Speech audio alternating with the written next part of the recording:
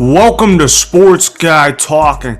I am Dustin Tran, your host, as I am here today to talk about the Dallas Cowboys losing in the NFC divisional round to the San Francisco 49ers. This loss has marked the 28th straight season of the Cowboys not advancing to the NFC Championship game. Only the Washington Commanders and the Detroit Lions have never been to an NFC Championship game in that time span. Before I say anything else though, I want to present you guys with a topic question. So here it is. Are the Dallas Cowboys an accident waiting to happen? And the answer to that is, of course, they're an accident waiting to happen. Why? Because somehow, some way, the Dallas Cowboys will never disappoint you in terms of finding a way to not advance to the NFC Championship game. And you look at the ownership, you look at who runs the front office, you look at the coaching staff, you look at the quarterback, you look at this whole franchise in general. They find ways to make sure that they don't advance to being one of the best four teams in the tournament that's left. I mean, look, you look for the Dallas Cowboys. Dak Prescott, he seems to be a good quarterback. He had a career game against the Tampa Bay Buccaneers in the NFC wildcard round. Dak Prescott is a good quarterback, you would think. I mean, Dak Prescott, he just puts up numbers, right? No, because Dak Prescott, when it matters most, will find a way to fold. He is basically Black Tony Romo. You know why I call him Black Tony Romo? Because for one, he is black, and number two, Tony Romo, like Dak Prescott, had 2 playoff wins in his career, and both of them always find ways to fold and turn over the football when it mattered most. And that's exactly what Dak Prescott has been doing this year. Dak Prescott has been doing nothing but selling all year long for the most part. I know the Bucs game, he didn't turn the ball over. He played fantastic in that game. There's no doubt about that. But for the most part this year, Dak Prescott has sold on the Dallas Cowboys. There's a reason why he led the NFL in interceptions. And before you say that's no big deal, understand that Dak Prescott played in 5 less games than what a quarterback is supposed to be playing, because a quarterback in today's NFL, if he's healthy all the way, he'll play 17 games. But since Dak Prescott missed 5 games due to a thumb injury, you know what? He ends up playing only 12 games, and even so, he threw 15 picks, which, you know what, that led the league in interceptions.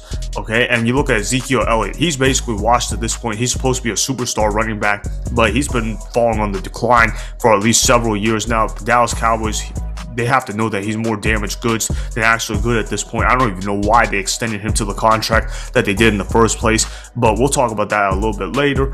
Then you look at the receivers. I mean, yeah, you got CD Lamb, and I know they don't really have a real number 2, but look, if you're making $40 million as a professional quarterback in the National Football League, you got to find a way to compensate for that. That's why they're paying you all that money.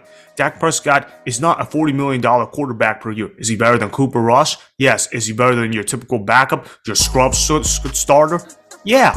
Dak Prescott is better than all those people. Is Dak Prescott even better than an average quarterback? Sure. He's better than an average quarterback. But when you need Dak Prescott to consistently play like a top 8, top 10 quarterback in the biggest moments of his life, what does he do? He is going to fold more often than not. It's as simple as that. And you look at the 2 turnovers that Dak Prescott had against the San Francisco 49ers. It's not necessarily the 2 turnovers that bothers me, although that does bother me a lot. It's when you turn over the football. Dak Prescott turns it over inside his own 20-yard line. Can't do that in a playoff game. That's 3 free points and a defensive struggle. You cannot afford to give up points when points are at a premium. And that's exactly what he did with that interception. And the second interception he threw, this was when the Cowboys were in the red zone, when the Cowboys were going to at least get a field goal right before the half, and they're probably going to get a 9-6 lead heading into the half. And what does the guy do? He throws an interception in the red zone. I mean, you got to be kidding me. And if you're the Dallas Cowboys, you've probably got to be sick and tired of the act of Dak Prescott. Sure, he's an above average quarterback. Sure, he puts up amazing numbers. But when you need him to perform at a high level, he can't do it. And that's why I didn't pick the Dallas Cowboys to beat the San Francisco 49ers. But if you told me before this game that the San Francisco 49ers were going to be held to 19 points with their explosive offense, an offense that has Christian McCaffrey, an offense that has Deebo Samuel, an offense that has George Kittle, an offense that has Brandon Ayuk, an offense that has Kyle Shanahan calling these plays, and you told me that the 49ers were going to be held to 19 points, I would have thought the Cowboys were going to win the game, or at least they should have. I mean, that's why you're paying Dak Prescott all that money. You look at what Mr. Irrelevant, Brock Purdy, and I like the guy. Brock Purdy's a good quarterback. He should be the starting quarterback for the 49ers moving forward.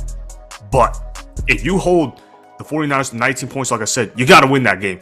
And if you're Dak Prescott, who's making $40 million a year, you got to be able to beat a 7th rounder in the playoffs. This is not Geno Smith and the underdog Seattle Seahawks going ahead and getting blown out to the San Francisco 49ers. No, you are Dak Prescott, quarterback that's getting paid all that money to perform, and he can't do it. He can't. And this is the problem that the Dallas Cowboys have had the last 28 years. It's because of ownership.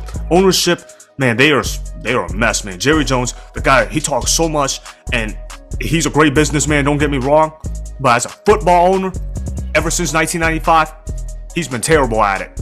I mean, you look at the two teams that haven't advanced to the NFC Championship game outside of the Cowboys, the Washington Commanders and the Detroit Lions.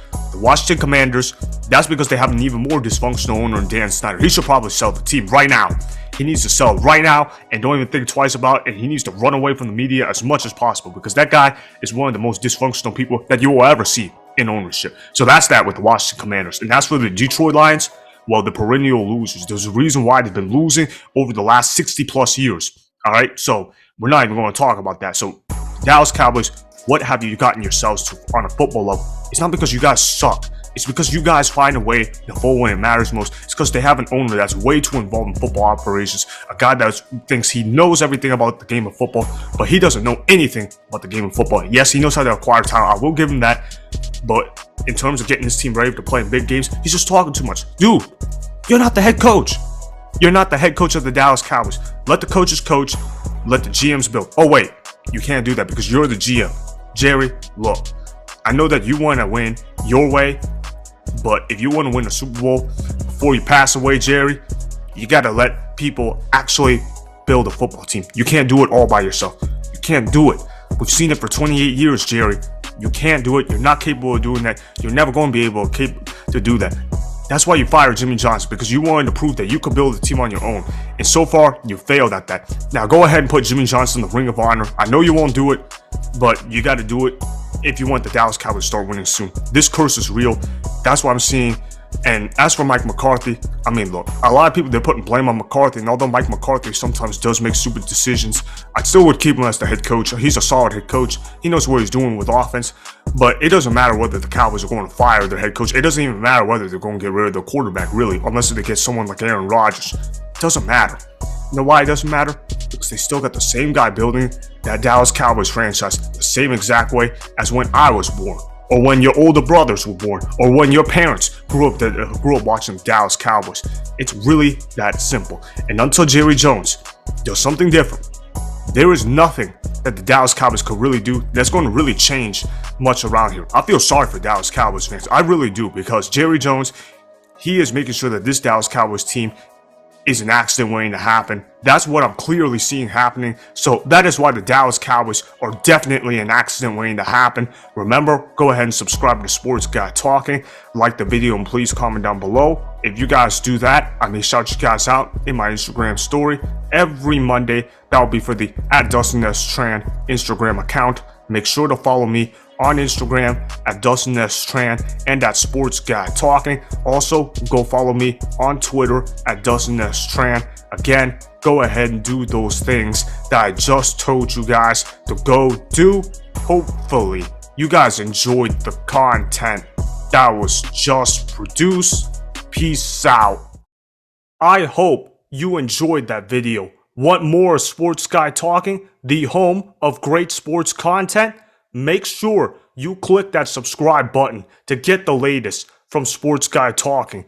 Go ahead and like the video, comment down below, check the description box on the video in order to follow my Instagram and Twitter. Also, be sure to check out more of the best clips from the YouTube channel, Sports Guy Talking.